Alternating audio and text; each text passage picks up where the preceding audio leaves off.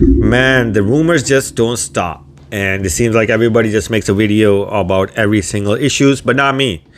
And because I like to sum it up all at once for everybody after a few weeks. So, hello everyone, and welcome to Let's Talk Raptors. I'm your host Astasham, my channel where you get reviews, analysis, predictions, and hot takes on all things Raptors as well as some NBA. And like I said, there's been a few things that have happened for the Raptors recently, and they need to be talked about, but I'm not going to make a separate video on everything. You know, who's got the time to watch all of that? So here's a summary video of the last few weeks for the Raptors. Sorry about that. So, number one is that the Raptors have pretty much concluded free agency with the last signing of Jalen McDaniels, or is it Jaden? One or the other. He is a 3-and-D guy. For those people that don't know, he was last in Philadelphia 76ers. He's bounced around a lot because his 3-point percentage has dropped, but he's shown glimpses of, you know, good defense, ability to shoot the corner three very well, ability to get hot at times.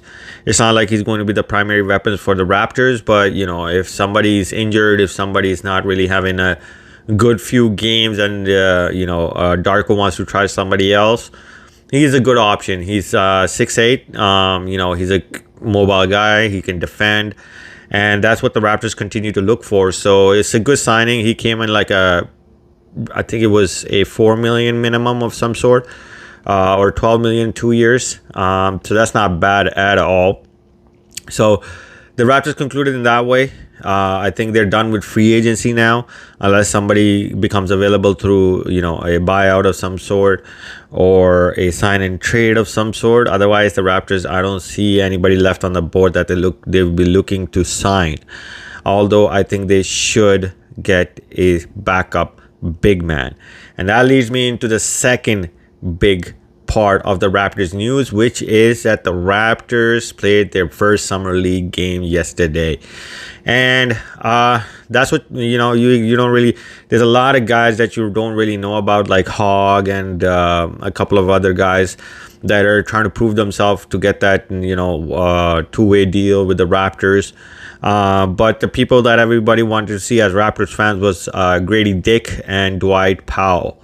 Oh, no, sorry. Marquise Powell. I keep saying Dwight Powell. Anyways, and Grady Dick didn't have the best debut. I think he struggled a little bit. He only shot 2 of, I think it was 10 or 9 from the 3. But again, he's a rookie. You don't expect him to be on fire right away.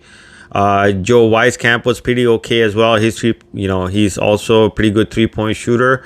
I think the fact is that in Summer League, the shot creation is not as great. I think in Raptors, not in Raptors, in the NBA, when you get a shot, they're pretty much open because, there's better coaching, there's better defensive setup. So I think these guys will do better. I won't, you can't just knock somebody off on a Summer League game or Summer League, tenure. But who I was really, really impressed with, and I knew he was going to be really good, was Marquise Noel. He did a damn good job. He was exactly who I expected him to be, was a fire starter. His passing was on point. He was damn good with it. He didn't turn the ball over. He finished at the rim really well, and he shot from the range very well. So he had a really good game. He scored 17 points with 5 assists, and I think the little man even got like 4 rebounds. So that's not a bad outing for him. I think he has a lot of potential to fit in with the Raptors, especially as a backup point guard, or even if the Raptors are going in the direction that I want them to go into, even as a starting point guard. Even though he's really tiny, I think he has that fire in him to be able to defend at the same time, be able to, facilitate and get his own offense when he needs to. So I was impressed with him. Now, the third major news that came out about the Raptors, and it came out from Michael Grange, which is number 3 on my summary. Michael Grange reported that during the season, the Raptors' elder statements in Fred VanVleet and Pascal Siakam were frustrated with the youngsters, and they let them have it in the locker room, and it didn't go well with a lot of the youngsters. And honestly, like media reports a lot of things that, are blown out of proportion because you do need to get those hits. But in my, Michael Green is really close. He might have put a little bit of, what's it called, whipped cream on top of the news, but it's true. You could see it in the Raptors. There was some sort of rift. There was some sort of lack of chemistry and lack of, belief in each other during the season that you didn't see with the Raptors prior to possibly, Scotty Barnes coming on board. Or, Pascal and Freddie being in the major roles for the Raptors. And I think it had a lot to do with the fact that once Scotty was seen as the guy who was going to be the future for the Raptors, I can't speak for Fred and Pascal, but it made them expendable, and it likely made them a little bit insecure in their positions. And because the way I see it is, if Freddie was so much about winning, him going to Houston Rockets does not guarantee him winning. That team has had the worst record for a very, very long time. And I know he wanted the money, but the fact that, he's frustrated with the Raptors because the rookies aren't performing this and that. If winning was his main priority and that's why he was yelling at the rookies, his move doesn't justify that. And honestly, I think it was more about the insecurity that, hey, we're not the main guys now. We want you to make us the main guys. You guys need to back us up, get them, to take a step back. And that primarily probably applied to Scotty Barnes. And same with Pascal. I understand that Pascal, what he's doing right now is pretty much holding the Raptors hostage on a trade because he refuses to sign any sort of contract with the team that he might be traded to, which is justifiable because next year the contracts are going way, way up. That's fine. But him getting frustrated with the youngsters probably has a little bit to do with the insecurity as well, because when Scotty came in, everybody expected him to be the guy now. And that made Pascal expendable as well. So they yelled at whatever the conversations were with the youngsters, they let them have it. And honestly, if that's what they were creating in the locker room with Freddie leaving, that's perfectly fine now. I'm happy that happened because that would have probably trickled into this season as well. I think Pascal has to go as well, because if everybody's not on the same plan or same page, especially your veteran players, and they're not ready to sacrifice, so the young guys like OG Anunoby, Gary Trent Jr. or Scotty Barnes start to grow, and they want their own big thing.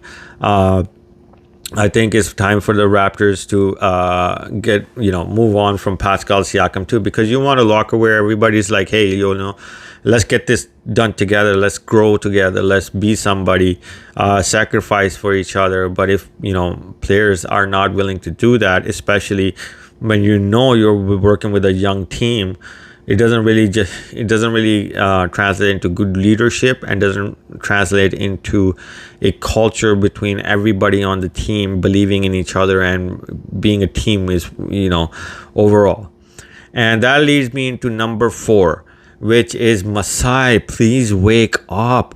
There seems to be a lot of frustration with the Raptors front office because they want the bag for every type of trade that they try to make.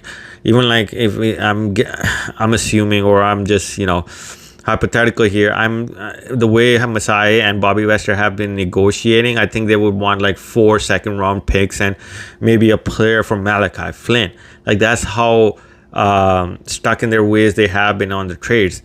The fact is that the Raptors need to go into a rebuild. There is no denying it. Pascal by himself is not going to save you. He's not a superstar that makes a difference on a team like a Ja Morant with Memphis Grizzlies, or LeBron James with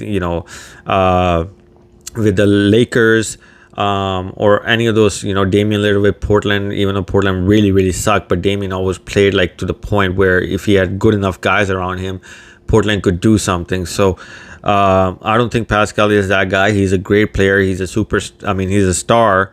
I just don't think he is that level that he can impact winning in that way. He did during 2019, but he had another guy with him. At this time, the Raptors don't have anybody who is at that stage like Kawhi Leonard that Pascal can team up with in order to get something going. and we're not getting somebody like that unless we, give up our young assets, which is not something we should be doing. So Masai needs to wake up. Bobby Nestor needs to wake up and just make the trade that is good. It doesn't have to be the greatest trade. I think the damn Rudy Gobert trade ruined the whole NBA because Minnesota was just stupid in that. I think they need to just make a good trade that gets you the players you need, that will be part of your future in order to become the team like the Memphis Grizzlies did, the Denver Nuggets did, instead of just holding on to Pascal for absolutely no reason.